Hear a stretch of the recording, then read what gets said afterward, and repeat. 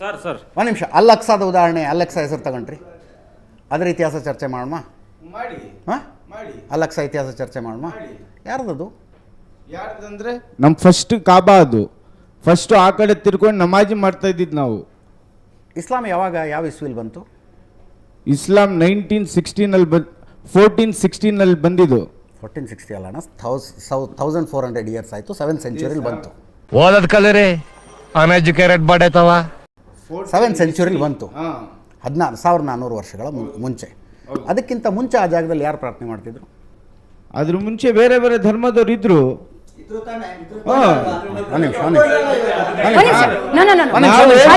ಇಲ್ಲ ಅಂತ ಹೇಳ್ತಾ ಇಲ್ಲ.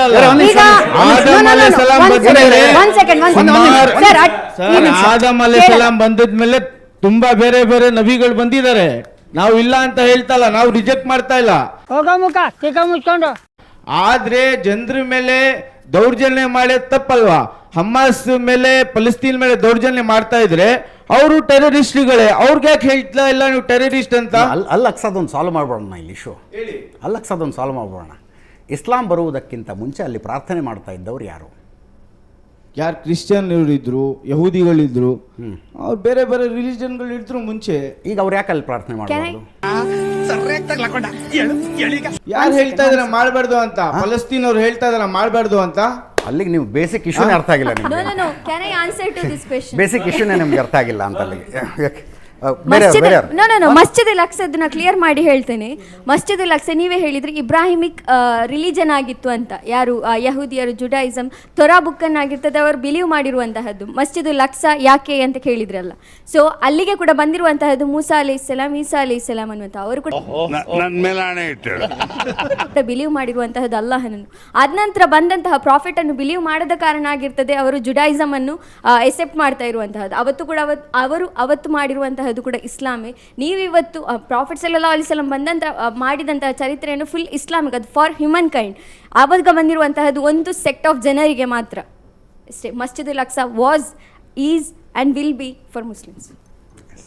ಎಸ್, ಅರ್ಥ ಆಯ್ತಾ? ಅರ್ಥ ಆಯ್ತಾ? ಬಾರ್ದು ಅಂತ ಯಾರು ಹೇಳ್ತಾ ಇದ್ದಾರೆ ಅಲ್ಲ, ಅಲ್ಲಿ ಉತ್ತರ ಅಲ್ಲಿದೆ. ನಿಮ್ಮ ಪ್ರಶ್ನೆಗೆ ಅವ್ರು ಏನ್ ಹೇಳ್ತಾರೆ ಅಂದ್ರೆ, ಮಸ್ಜಿದ್ ಅಕ್ಸಾ ಮುಸ್ಲಿಂ ಅಲ್ಲೇ ಪ್ರಾರ್ಥನೆ ಮಾಡೋದು. ನೀವು ಗೋಡೆ ಹೇಳಿದ್ರಲ್ಲ, ಗೋಡೆ ಇದೆಯಲ್ಲ, ಯಹೂದಿಗಳು ಪ್ರಾರ್ಥನೆ ಮಾಡ್ತಾರಲ್ಲ, ಅಲ್ಲಿ ಪ್ರಾರ್ಥನೆ ಮಾಡಬೇಡಿ ಅಂತ ಯಾರು ತಳಿತಾ ಇಲ್ಲ ಅವ್ರಿಗೆ. ಅವ್ರಿಗೆ ಬಿಟ್ಟಿದಾರಲ್ಲ, ಪ್ರಾರ್ಥನೆ ಮಾಡ್ತಾ ಇದಾರಲ್ಲ ಅವರು. ಭಾವನಾ, ಒಂದು 10 ನಿಮಿಷ ಹೊರಗೆ ಹೋಗಿ ಅಲ್ ಅಕ್ಸಾ ಮಾಸ್ಕ್ ಸುತ್ತಲಿನ ವಿವಾದ ಏನು ಅಂತ ತಿಳ್ಕೊಳ್ಳಿ. ಪ್ರಾರ್ಥನೆ ಮಾಡಬಾರ್ದು ಅಲ್ಲ, ಒಂದೇ ನಿಮಿಷ. ನಿಮ್ಗೆ ಗೊತ್ತಿದೆ ಅಂತ ಇಲ್ಲ, ನಮಗೂ ಗೊತ್ತಿದೆ ಅಲ್ಲ, ಅಲ್ಲಿ ಯಹೂದಿಗಳ ಪ್ರಾರ್ಥನೆಗೆ ವಿರೋಧ ಇದೆಯೋ ಇಲ್ವೋ ಒಂಚೂರು ಸರ್ಚ್ ಮಾಡ್ಕೊಂಡು ಬನ್ನಿ. ಇವತ್ತೇನ್ರಿ ಇನ್ಫಾರ್ಮೇಶನ್ ಫ್ರೀ ಆಗಿದೆ.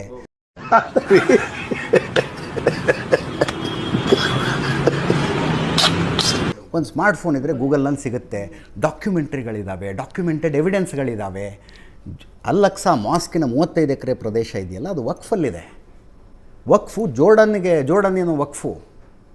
ಜೋರ್ಡನ್ನಿನ ಆರ್ಗ್ಯುಮೆಂಟ್ ಏನು? ವಕ್ಫ್ನ ಆರ್ಗ್ಯುಮೆಂಟ್ ಏನು? ಇಸ್ರೇಲಿನ ಆರ್ಗ್ಯುಮೆಂಟ್ ಏನು? ಒಂದು 10 ನಿಮಿಷ ಟೈಮ್ ತಗೊಂಡು ಒಂದು ಅಧ್ಯಯನ ಅಂತ ಮಾಡಿ.